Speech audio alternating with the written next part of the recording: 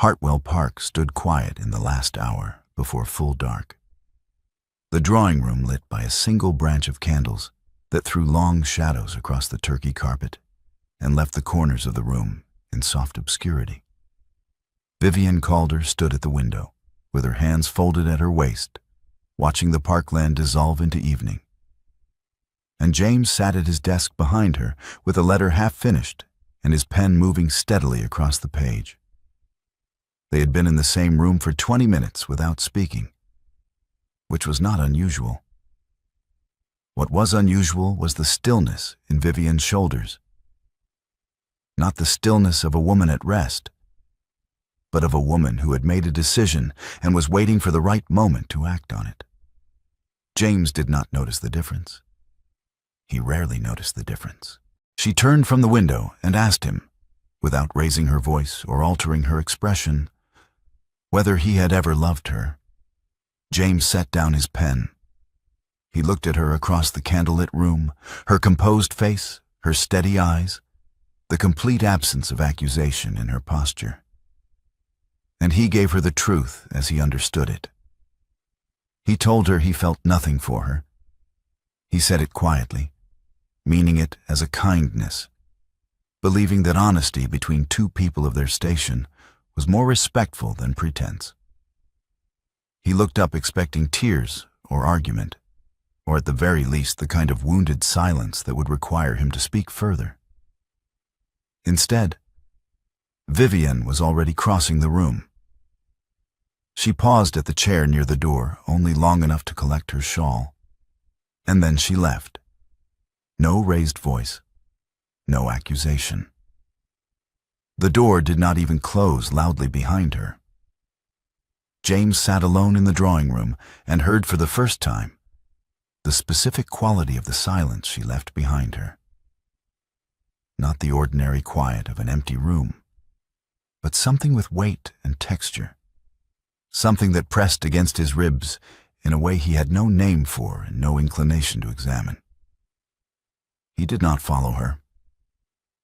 He picked up his pen and looked at the half-finished letter on his desk, and the words on the page had ceased to mean anything at all.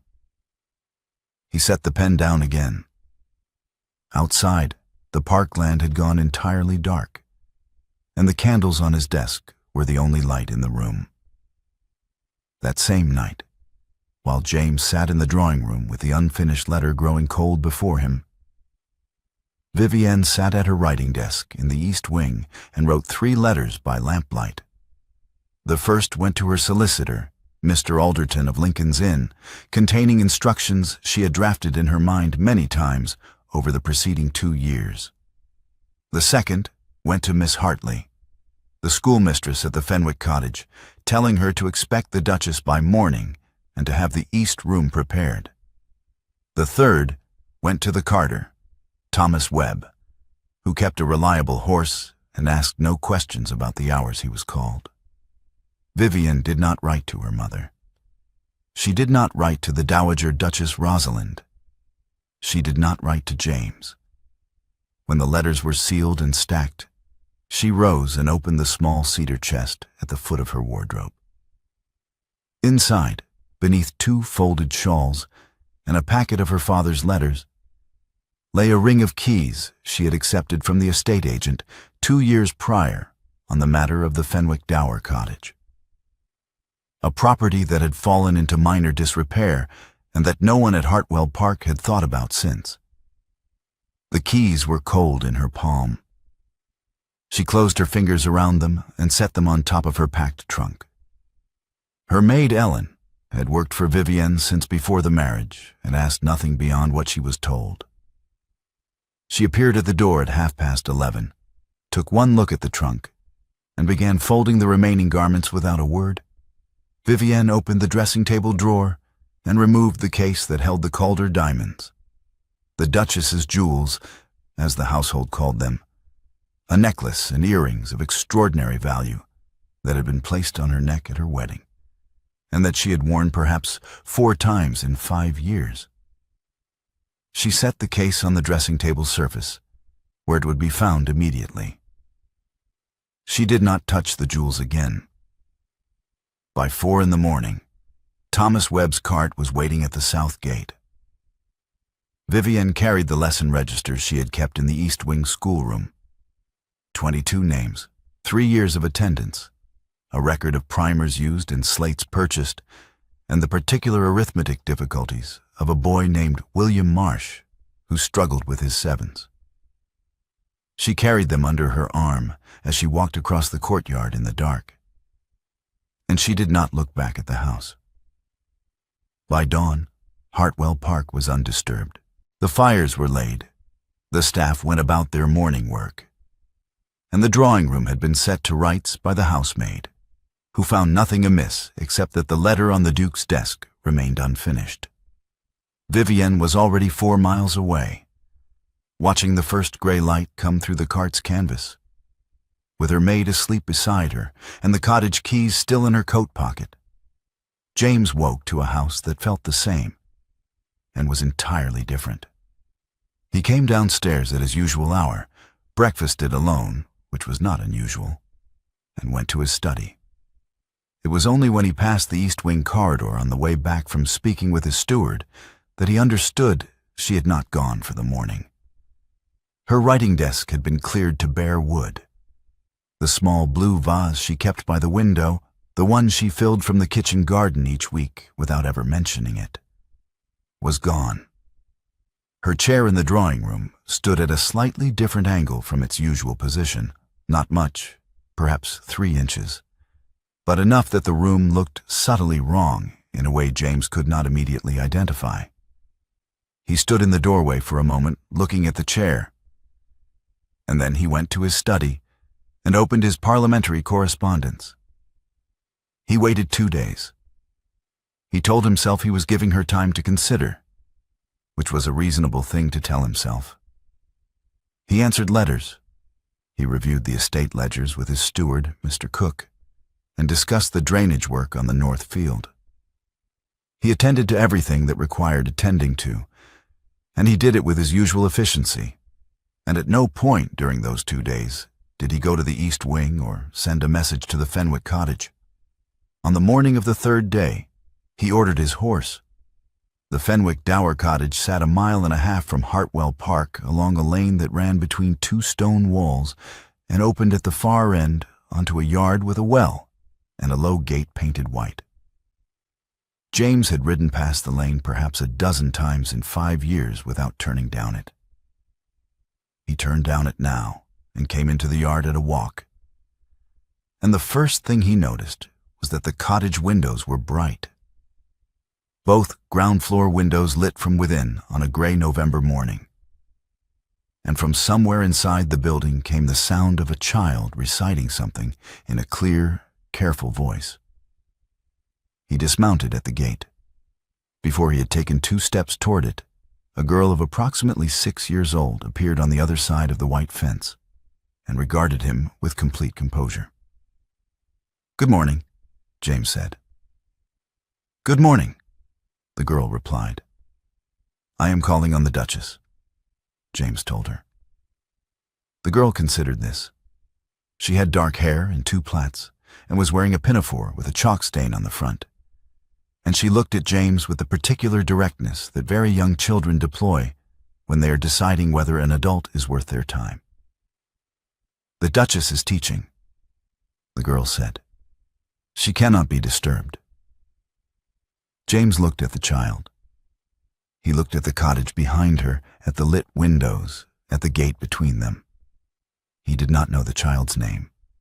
He did not recognize her face. He had no authority over her whatsoever, and she seemed entirely aware of this fact. "I see," James said. The girl offered her terms. "You can come back at 3 o'clock. That is when lessons finish." James stood at the gate for another moment. Inside the cottage, the reciting voice had been joined by 2 others, and now there was a brief burst of laughter. Children's laughter, clear and ordinary, and completely unaware of him. And then Vivienne's voice, low and steady, redirecting the class back to the lesson. He could not make out her words. He could hear the shape of her voice, the particular quality of it when she was engaged and purposeful. And it was a quality he was not certain he had ever heard before. He turned his horse and rode back to Hartwell Park. The east wing of the house had a door he had passed 100 times without opening. He had always assumed it led to storage or disused rooms, and had never thought to ask. He passed it again on his way upstairs that evening, and this time he stopped and looked at it. A plain door, painted white, set into the corridor wall. And he stood there for long enough that the housemaid coming the other way glanced at him with barely concealed curiosity before continuing about her work. He did not open it. He went to his desk and wrote Vivienne a letter, careful and courteous, asking whether they might speak. He sent it to the cottage by his footman the following morning. It was not answered. He sent 4 letters in the first 2 weeks. None were answered. He did not know whether Vivienne was reading them and choosing not to reply, or whether they were being set aside unopened. He had no way of asking, and no one at the cottage who would tell him. His steward, Mr. Cook, reported that the Duchess appeared to be in good health and that the school was operating daily, which was the first time James had heard the word school used in connection with his wife in the 5 years of their marriage. On a Tuesday morning in the 3rd week, James rode to the cottage with a parcel tied behind his saddle. He did not dismount at the gate. He tied the horse to the fence post, lifted the parcel over the gate, and set it inside the yard without knocking.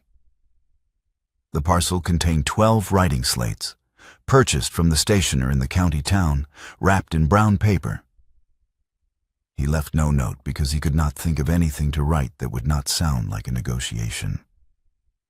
He rode home and said nothing about it to anyone. Within a week, Mr. Cook mentioned in passing that the schoolmistress had been seen carrying a stack of slates up the cottage path. Every slate was in use. The gossip reached James through 3 channels in close succession. His steward brought it first, framed as estate business. The county was talking, and the tenants were uncertain what to make of the Duchess's situation. The second source was Mrs. Pendleton, the wife of the neighboring magistrate, who spoke to James after Sunday service in a tone of elaborate concern that contained very little concern and a great deal of interest. The third was the Dowager Duchess Rosalind herself, who arrived at Hartwell Park on a Wednesday afternoon without prior notice, handed her coat to the footman, and walked into James's study as though she had never stopped living there. The Dowager was 61 years old, had managed the Calder estate through 2 decades of her husband's declining health, and had arranged James's marriage to Vivienne with the same precision she applied to everything. She sat down across from his desk and told him without preamble that Vivienne's absence was damaging the family's standing in the county, that the tenants were confused, and that it must be resolved before the harvest assembly. "The assembly is 6 weeks away," James said. "Then you have 6 weeks," the Dowager replied. "I suggest you use them." She did not ask what had caused Vivienne to leave. James noticed this and said nothing about it. The week after the Dowager's visit, Lord Fenwick called at the cottage. Henry Fenwick was 45, a widower, and the owner of the neighboring estate, a man James had known at a distance for years and found unremarkable. His stated reason for the visit was rural education. He had been involved in establishing a school on his own estate the previous year and wished to discuss Miss Hartley's methods with the Duchess. His visit lasted 2 hours. Mr. Cook mentioned it to James the following morning, and James received the information with a stillness that he recognized as something other than indifference, but chose not to examine further. The Dowager, meanwhile, had gone directly from Hartwell Park to the cottage. Vivienne received her in the small parlor, ordered tea brought, and listened while the Dowager set out the terms of a financial settlement. A sum sufficient to establish any independent household Vivienne might wish, in exchange for a quiet return to Hartwell Park and the resumption of her duties as Duchess. The Dowager placed a document on the table between them. Vivienne poured the tea, set a cup in front of her mother-in-law, and looked at the document for a moment. "I am grateful for your consideration," Vivienne said, "but I am not in financial difficulty. The settlement my father arranged at our marriage is sufficient for my purposes." "This is not about finances," the dowager said. "It is about the family." "I understand that it is," Vivienne replied. "But the document concerns my return to Hartwell Park, and I am not prepared to sign anything that requires it." She slid the papers back across the table without having touched them beyond the initial glance. "Will you have milk, Rosalind? I believe we still have the good Darjeeling." The dowager departed 30 minutes later with the document unsigned, and a look on her face that suggested she had not anticipated this particular outcome. On his third visit to the cottage, James did not go to the gate. He went to the cottage door itself and knocked. Ellen answered, regarded him with an expression of careful neutrality, and went to fetch Vivienne without asking him to step inside. Vivienne came to the door with chalk on her fingers and a lesson book under her arm. She looked at him and waited. "I am not here to ask you to come back," James said. "I want to see the school. Not to speak with you privately. I want to see it, the room itself." Vivienne was quiet for a moment. She looked at him with the same steady assessment she had turned on him in the drawing room the night she left, and James held still under it. "Come in then," she said. She led him down the cottage hallway and opened the door at the end. The schoolroom was long and low-ceilinged, with 2 windows on the south wall that let in the gray November light. Shelves along the east wall held 22 slates in neat stacks, their surfaces wiped clean. A row of primers stood between 2 wooden blocks on the windowsill. At the front of the room, above the small blackboard, hung a painted sign in careful lettering, "Fenwick School for Children of the Hartwell Estates." On the table near the door sat an open register, its pages filled in Vivienne's handwriting. Names in a column down the left side, dates across the top, attendance marked in small, careful crosses. James stood in the middle of the room and looked at it. He counted the slates. He read the names on the register: Thomas Webb, Jr., age 7, Mary Cook, age 9, William Marsh, age 8, 19 others in the same precise hand. He turned to the shelves and saw that the primers were worn at the spines, used and used again. "How long?" he asked. 3 years, Vivienne said. He turned to look at her. She was standing near the door with her arms at her sides, the lesson book still under her arm, and her expression was entirely composed. "Why did you never tell me?" James asked. Vivienne looked at him for a moment before she answered. "You told me you felt nothing," she said. "I believed you. I had spent 2 years trying to build something between us, and you told me plainly that it was not there and was never going to be. So I stopped asking you to feel something, and I built something real instead." She gestured at the room around her, the slates, the primers, the register with its 22 names. "That is the entire story, James. There is nothing complicated in it." James looked at the register. He reached out and turned it toward himself, slowly, and read through the pages. Not just the names, but the notes in the margins, the small records of each child's progress.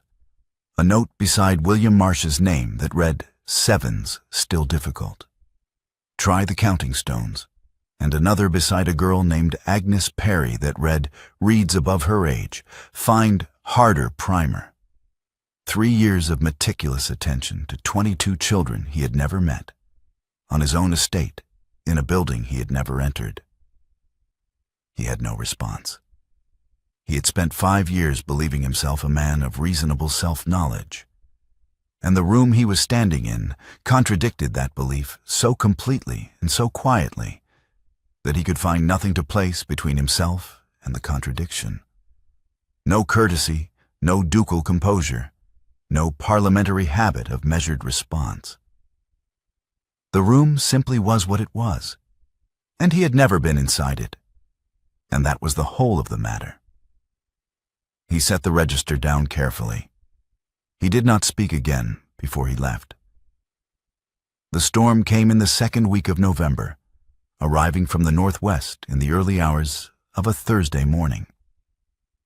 James woke to the sound of it at 3 o'clock and lay in the dark, listening to the rain against the windows and the wind working at the shutters, and he was dressed and downstairs by past when his groom came to the back door with the report that a section of the schoolroom roof had come down.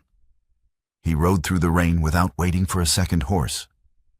The lane to the cottage was running with water, and the wind was coming sideways, and James bent his head and rode and told himself he was going because the building was his responsibility, and the children were his tenants' children, which was true, and arrived at the cottage gate to find that he was entirely unnecessary.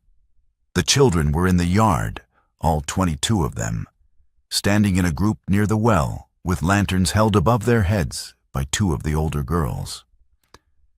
Miss Hartley was moving along the line of them, counting heads and calling names. Vivienne stood in the open doorway of the schoolroom with the register in her hand, calling each name as Miss Hartley reached the corresponding child and marking the page in the lamplight. "Agnes Perry?" Vivienne called. A small voice answered from near the well. "Here." "William Marsh?" "Here, ma'am," the boy said. James dismounted at the gate and stood in the rain, watching her work through the register.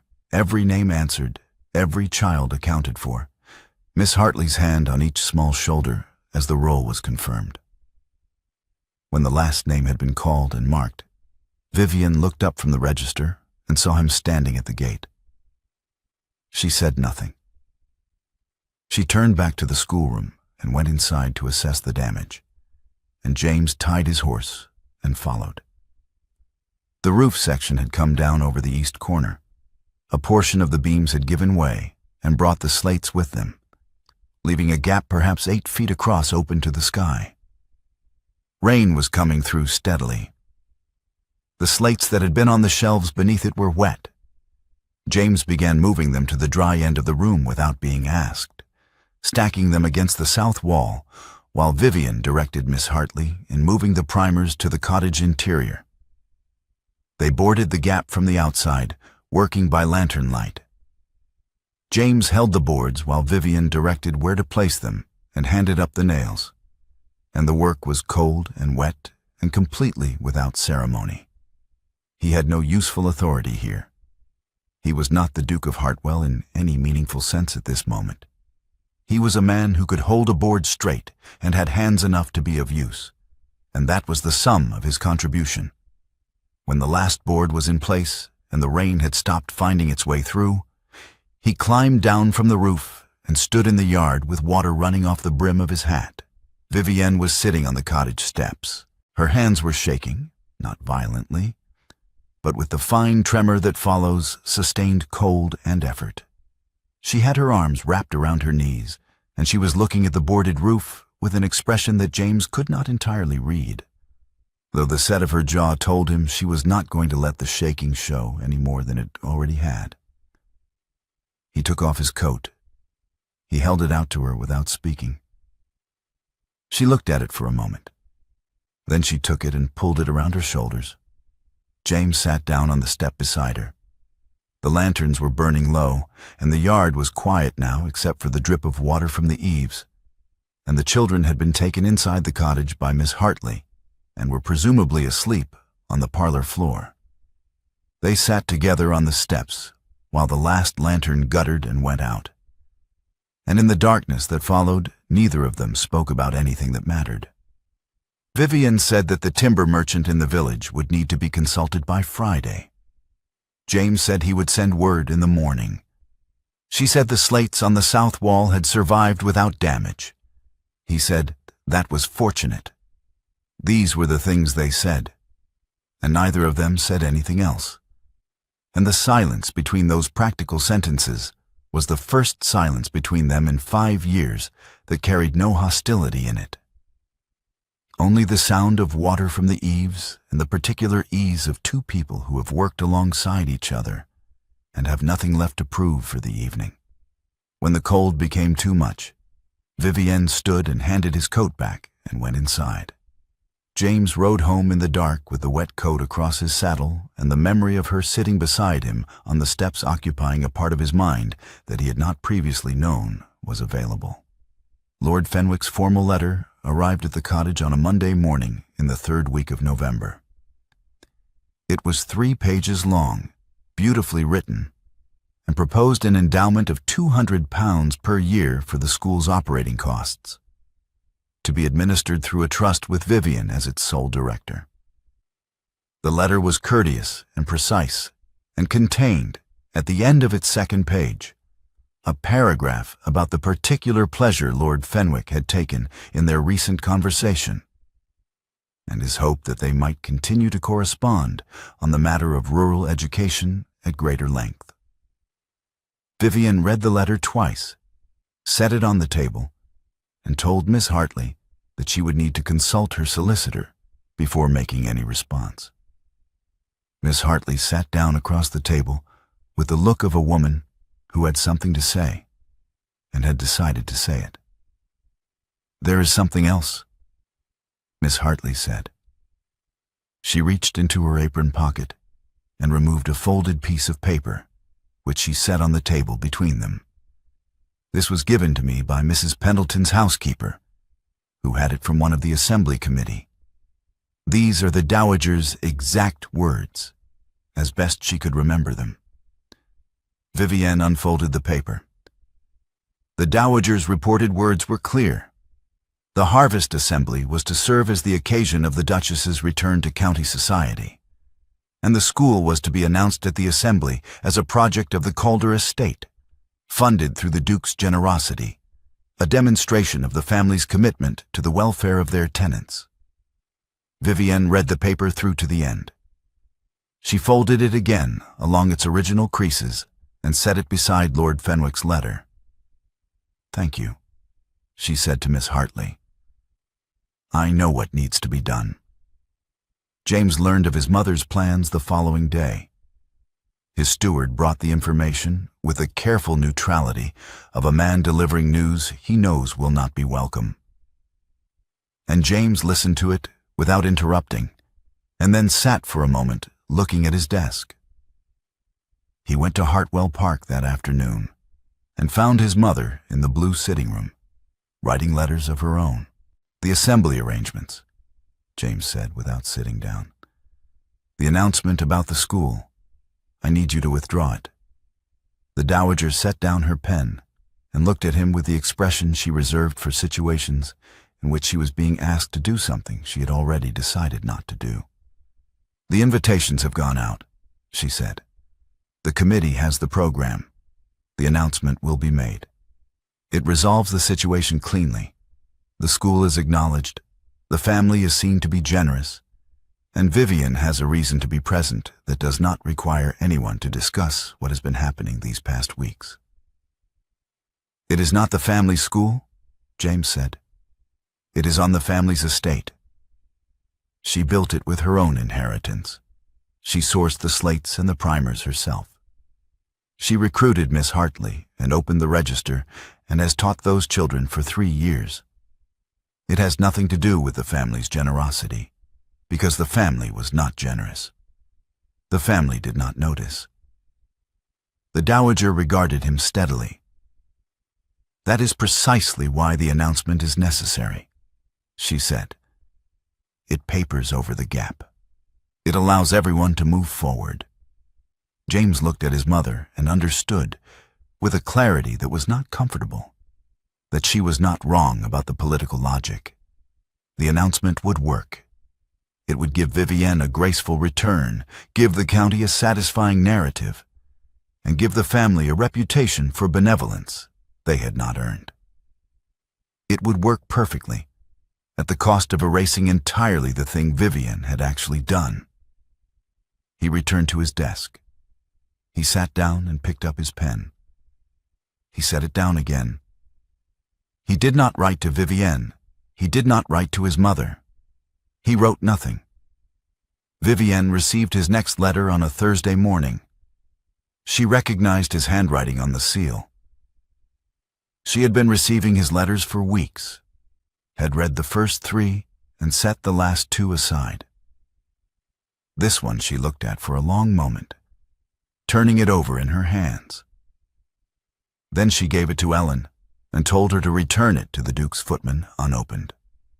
She went back to the schoolroom and taught the morning lesson, and did not think about the letter again until the afternoon, when the children had gone and the room was quiet.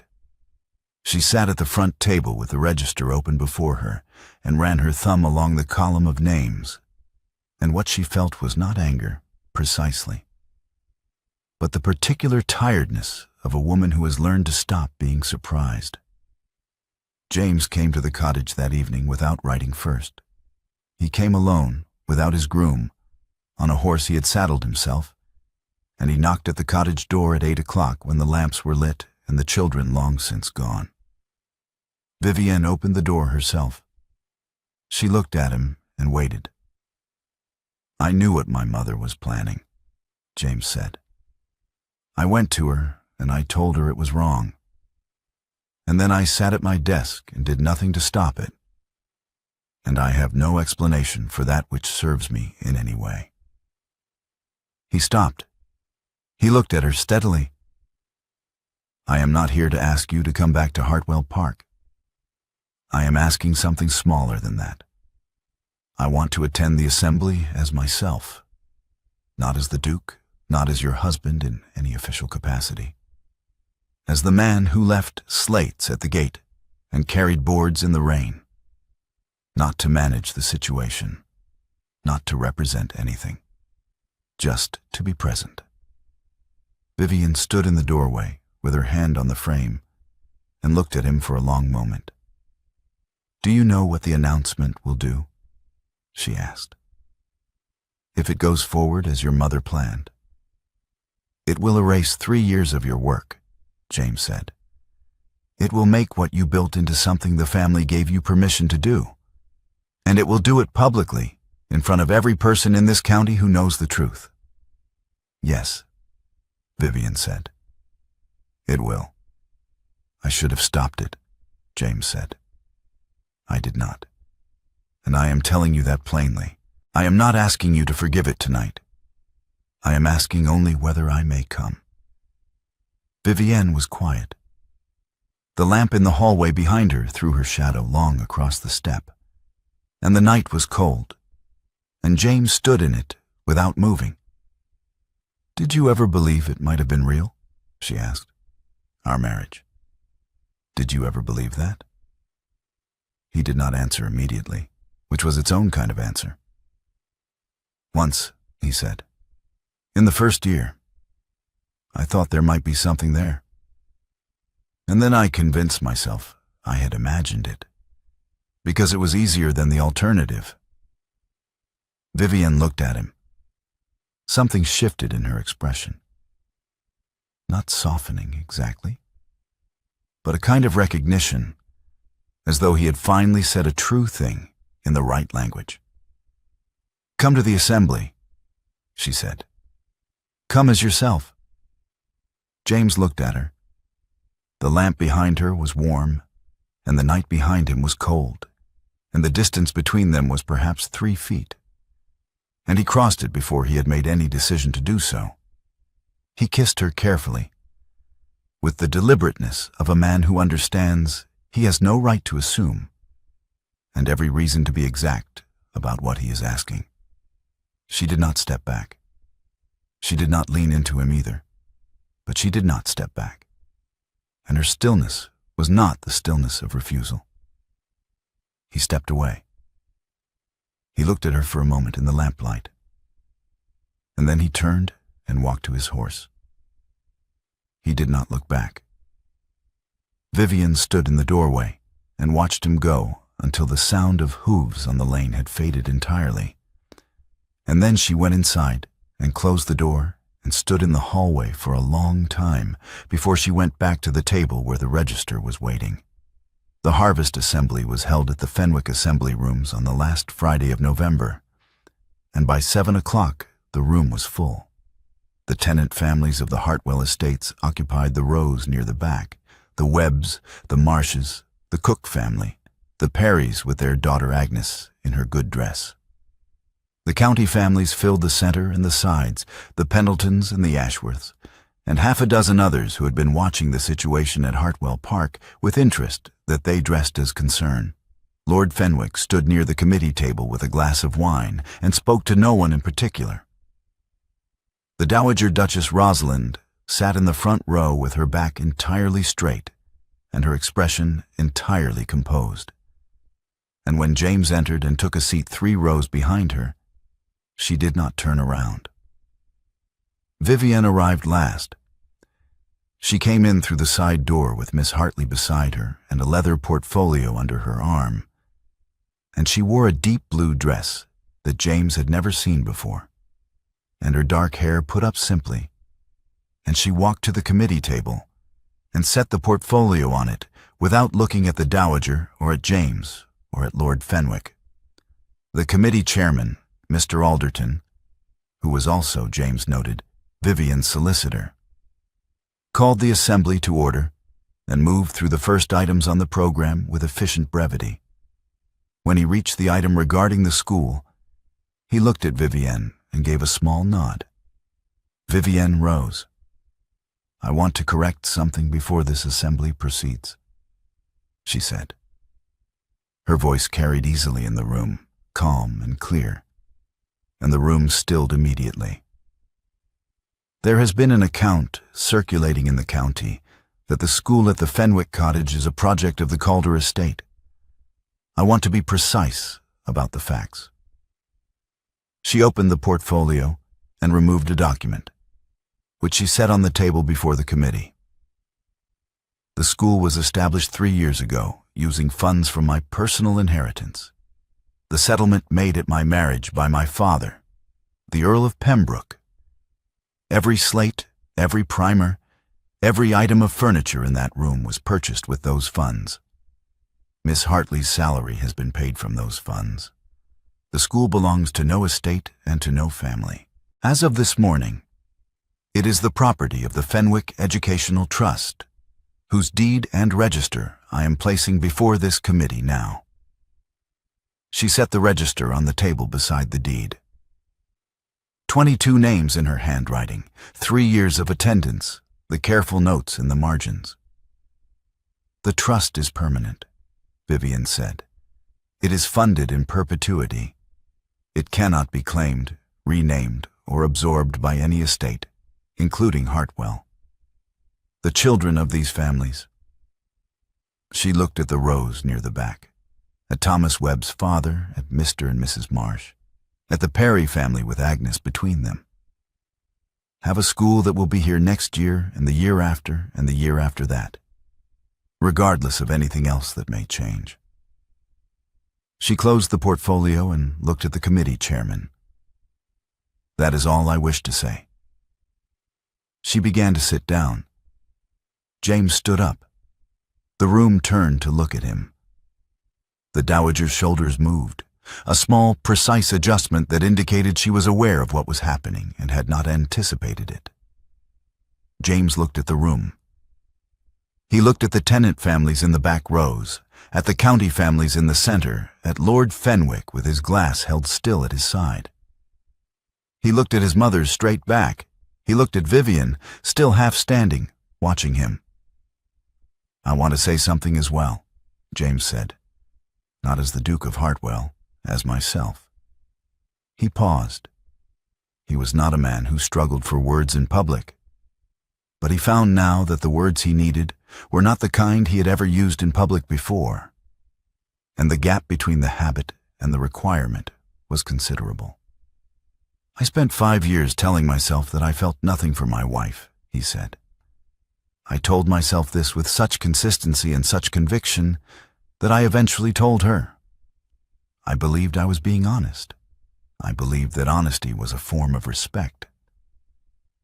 He stopped. I was wrong. I was wrong every day of those 5 years, and I was most wrong on the night I said it aloud.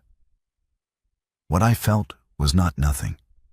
What I felt was everything I had convinced myself I was not capable of. And I convinced myself of that because it was easier than the alternative. The room was entirely still. "She built a school," James said.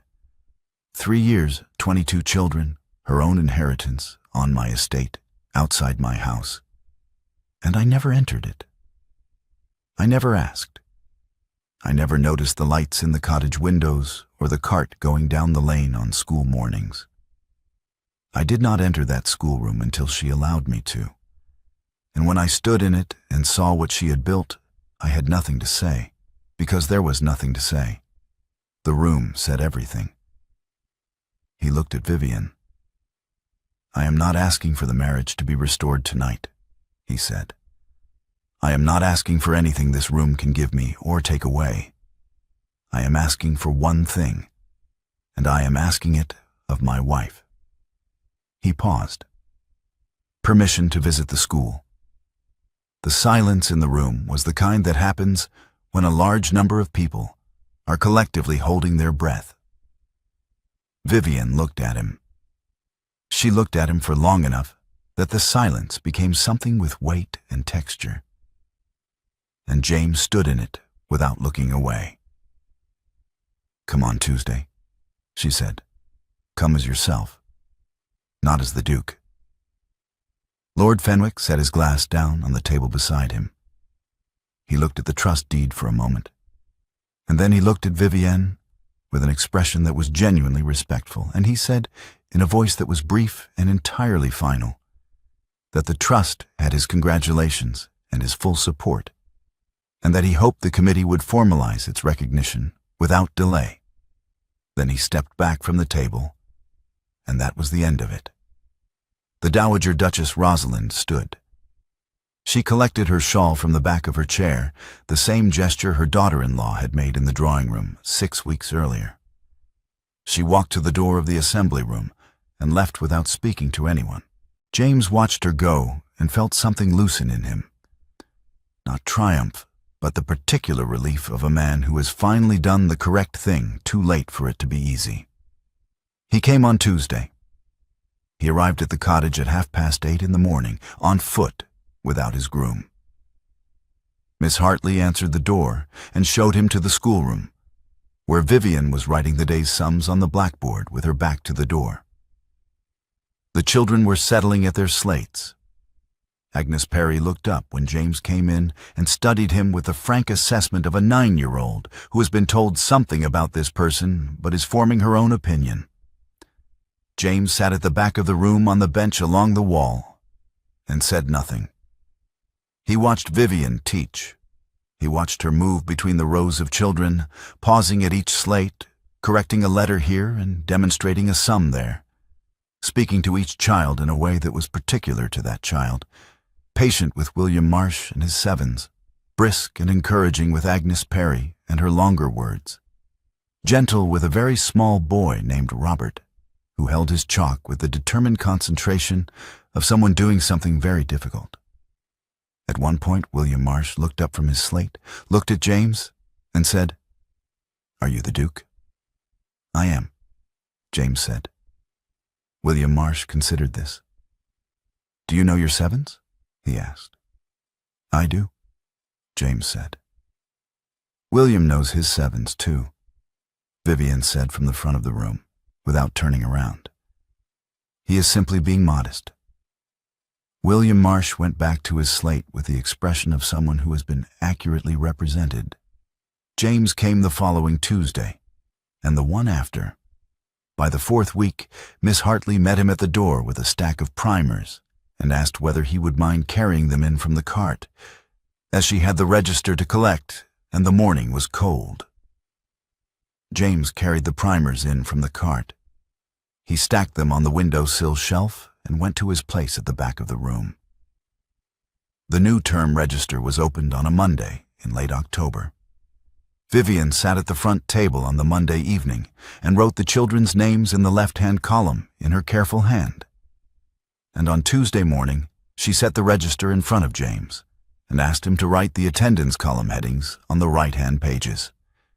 He took the pen she held out and wrote the dates across the top of the page, his handwriting next to hers on the same paper. Different hands, different weights of ink, occupying the same page as though they had always been there together.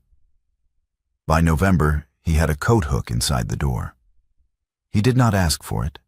It appeared one Tuesday morning, a plain iron hook screwed into the wall beside Vivienne's own, and he hung his coat on it without comment. The distinction between visiting and belonging disappeared, without either of them marking the exact moment it went. It went the way the light changes in November, gradually, and then all at once. And then it is simply the way things are. By December, the cottage and the schoolroom were the same place to him. He knew where the spare chalk was kept and which shelf held the harder primers, and that Agnes Perry's father came early on Fridays because of the market. So Agnes needed her work finished by 2:30. He knew that Vivienne drank her tea without sugar in the morning and with it in the afternoon, and that she laughed at things children said with a completeness that she did not apply to adult conversation, and that when she was working through a difficult problem in the register, she turned her pen over and tapped the wrong end against the page. He knew these things because he had been present to learn them. That was the whole of it. On the first morning of the winter term, James arrived at the cottage before the children. The lamps were already lit and the fire was going in the schoolroom, and Vivienne was at the front table with the new register open, writing the new list of names. 26 this time, 4 more than the previous year. James set his coat on the hook inside the door and put the kettle on, which he had learned to do on the second Tuesday of November when he had noticed that Vivienne's hands were cold and the kettle was sitting unused on the hob. He brought 2 cups of tea to the table and set one beside her without interrupting what she was writing. She reached for it without looking up. First light came through the cottage windows and found them there. 2 cups of tea on the table, his coat on the hook by the door, the new term register open between them with her handwriting on the left pages and the attendance columns he had begun to fill in on the right. The schoolroom door stood fully open behind them, the way it had stood every Tuesday morning since October, the way it would stand again on Thursday and the Thursday after that. It was the door that had been shut against him at the beginning of all of this. The door that a 6-year-old girl in a chalk-stained pinafore had guarded with complete composure while Vivienne taught inside. The door he had stood before and turned away from, and stood before again and been let through, and earned the right to walk through without asking. Neither of them would need to ask permission for it again.